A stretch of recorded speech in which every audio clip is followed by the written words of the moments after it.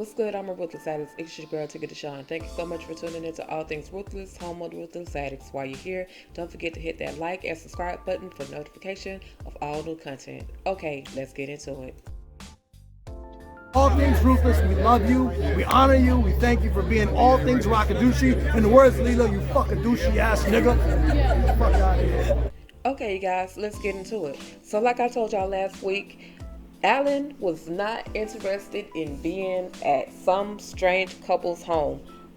Now, he sits down and he has a conversation with everybody that's there, being Dale and Kareem and Sharon and Richard. And he's asking all these questions like, why are y'all here? So they basically start talking about, basically the things that's been going on with the president. And they even tell Alan like the president has been here. Now I don't know why they feel comfortable, not Sharon. Now Sharon is just like, y'all need to just be quiet.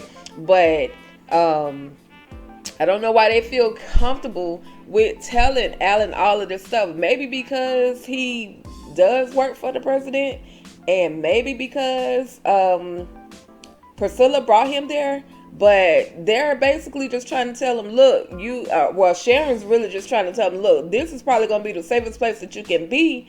If you go out there in them streets, you may, end up getting caught up by the president and his people. You need to just wait for Richard. So when he say Richard, when they tell him Richard is the person that they're waiting on, they's like, Alan is like, okay, low key disrespectful.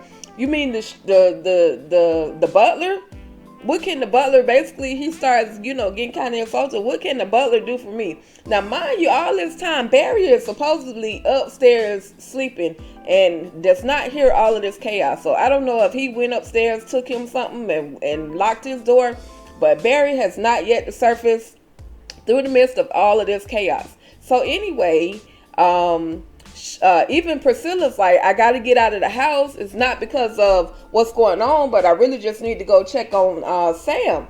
And like I say, they trying to tell everybody stay y'all behinds in this house, but nobody wants to listen. So Priscilla makes a beeline for the door. She heads out to go and check on Sam.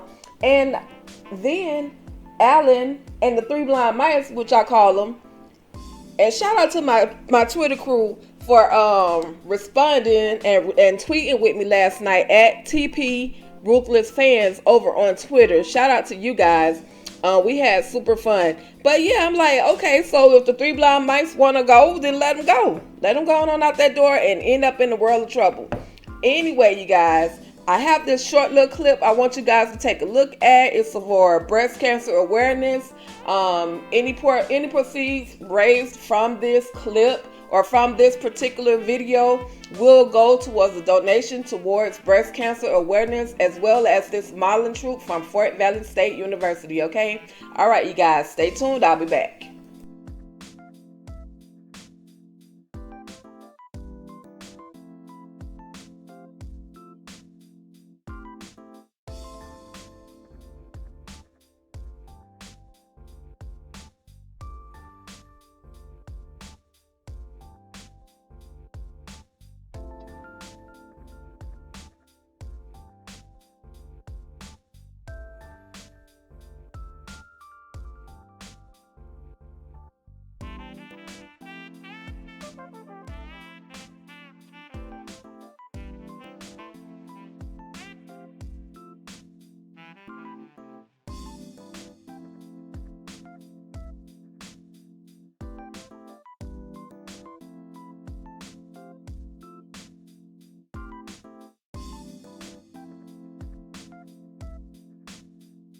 All right, y'all, we're back and let's get back into it. So, as I told y'all, Priscilla left the house to make her way to go see Sam at the hospital. They talk, they have a conversation.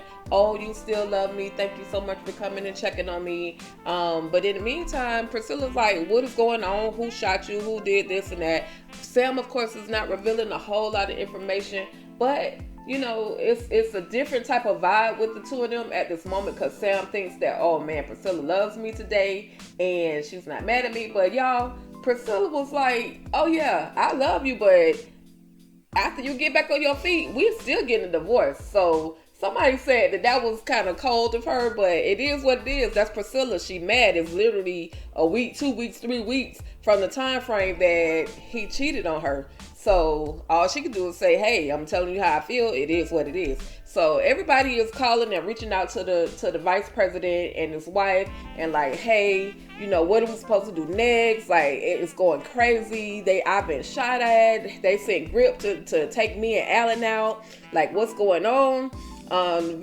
The vice president really don't have a whole lot of answers. He's just depending on Bobby and Max, that Bobby and Max will secure and take care of them. However, Bobby and Max, they got their own issues. Like I told y'all, Max was so insistent in beating the brakes off of Kyle, and he's literally, that's what he's going to do.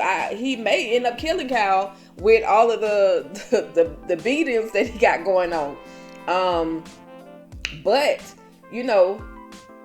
it's like Max is just so upset, and they forgetting they're thinking of the mission, but they're forgetting the mission too, because big old Bobby the Stallion, as affectionately called by Donald, receives a phone call from Lily, and not only is Lily on the line, but also Donald is on the line.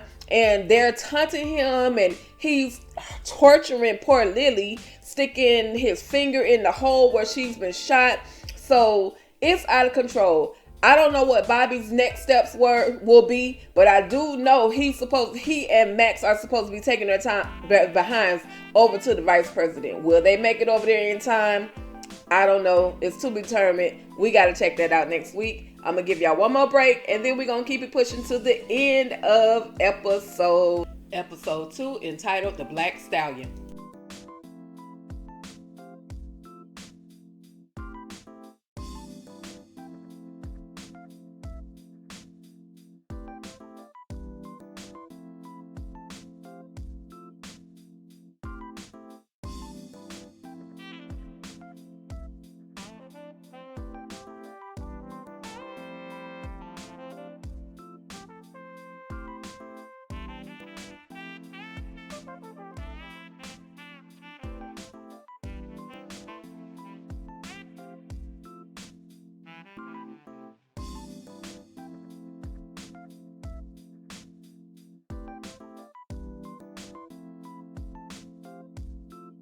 Shout out to the Royal Elite Modeling Troupe. Make sure you follow them over on IG at REMT_Fort Valley State University or at REMT_FVSU. All right, you guys, let's go ahead and get into this final scene.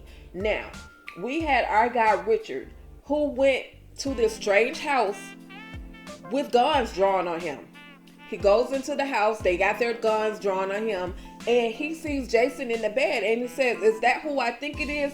And they said, "Well, who do you think it is? And who sent you here?" Now, of course, because Sam had to go into surgery, he couldn't actually get on the phone and physically call and verify that he had sent Sam, or that he had sent Richard to this home in the middle of nowhere to go and pick up a package.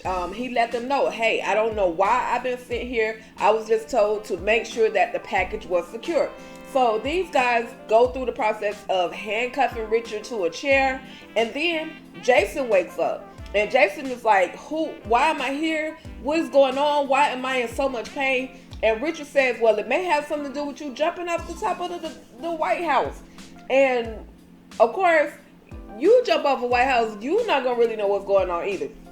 So, I want to feel sorry for Jason, but I can't, because Jason done killed Gene and chopped off Denise's head, and I just can't feel sorry for him. He got a mental health issue, and he need to be locked away. But anyway, the guys come in and they say, "Well, you need to confirm that that you were sent here by Sam." So finally, Richard gives one of the guys his phone and shows them, "Hey, I've been sent here by Sam, and this is the message. They read it, they confirm everything and say, okay, cool. Now this is what's really going on. Yes, this is Jason. He was brought here. We're gonna use him to, and then Jason is yelling like, well, what am I here for? Of course, because Jason being Jason, no matter how much you fall, he's still gonna be crazy. But he's yelling. And so the guy finally also says, hey, we just trying to take down your parents. And Jason is all for that because he hates his parents anyway. So with that being said, Jason is truly alive. Richard is finally uncuffed because they verified his story. And that's pretty much it. That's how it all went down on the Oval. Episode 2, The Black Stallion, you guys. Did you guys check out the episode yourselves? If you did, drop your comments below. Let me know your thoughts on this episode. Let me know what you're looking forward to on the next episode. And I will chat with you guys later, okay? All right, you guys. Thank y'all so much for tuning in. And you already know what I say over here. You guys, stay ruthless.